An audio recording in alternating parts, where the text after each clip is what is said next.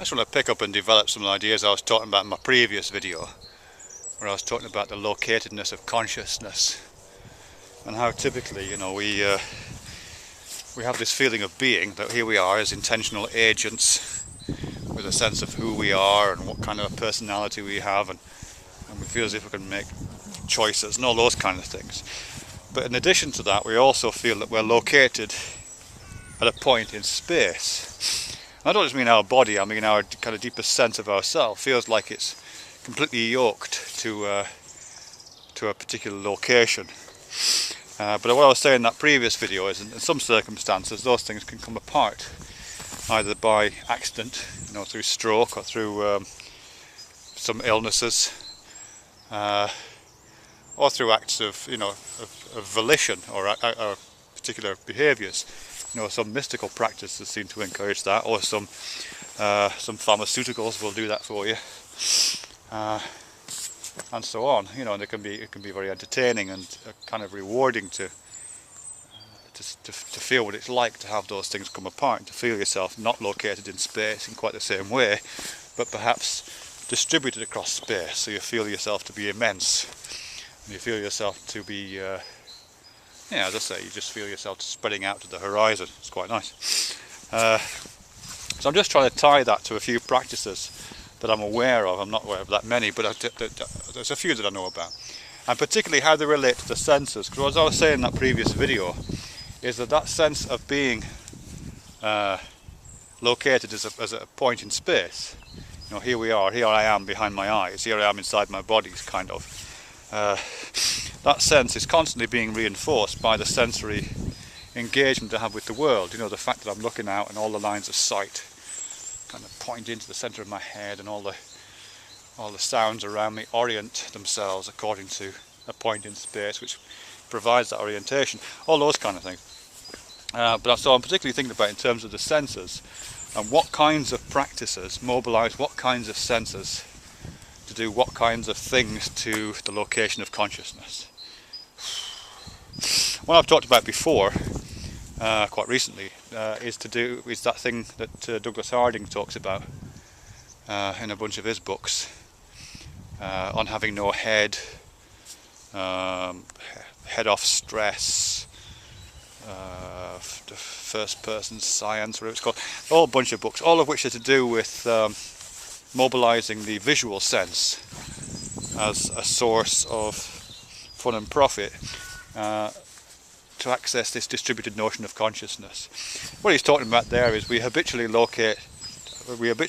think of seeing as being, where we are in the seeing process is that we're at the seeing end of it. You know what I mean? I'm looking out of my eyes, and the seeing kind of flows out of my eyes. That's kind of how it feels normally. But what Douglas Harding encourages you to do is to try to, at least this is my interpretation, I should say. What he encourages you to do, I think, is to stay with the same process. All that process is happening, but instead of feeling yourself to be located as the terminal point for that seeing, where it all comes in, you identify with the whole process. So the seeing is out here, and if you're identified with the seeing that's out there, then you are out there. So you've distributed yourself by taking seriously the act of seeing, and kind of cognitively playing with that. The second technique, which I've thought about, which I think is kind of relative to what I'm talking about here, is Pauline Oliveros, who is a musician.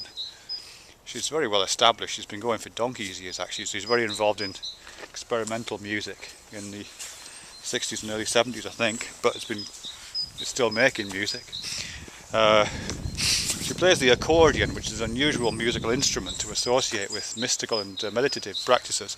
But that's pretty much what she does. She plays the accordion as a meditative technique.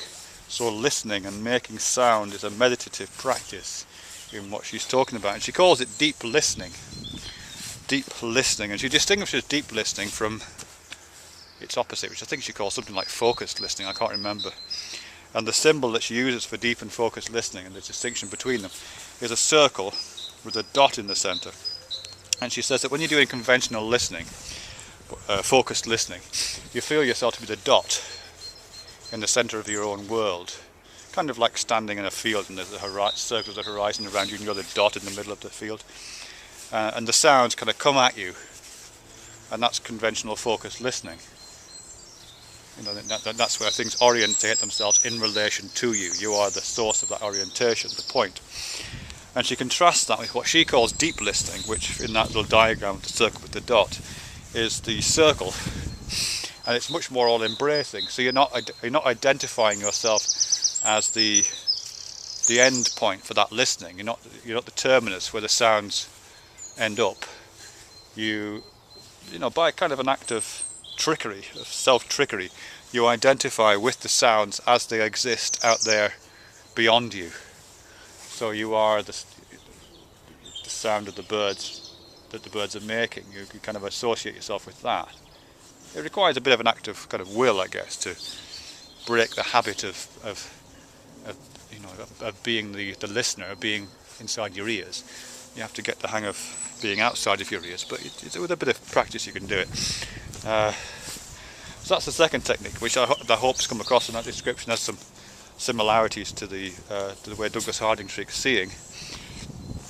And the third, and I haven't really thought through this one terribly well, is sitting meditation, ashkantaza, I think it's sometimes called, where you basically sit very still, or a qigong practice called something like zhamzhong, standing like a tree, I think it's called, which again you stand very, very still indeed, and just kind of inhabit that stillness.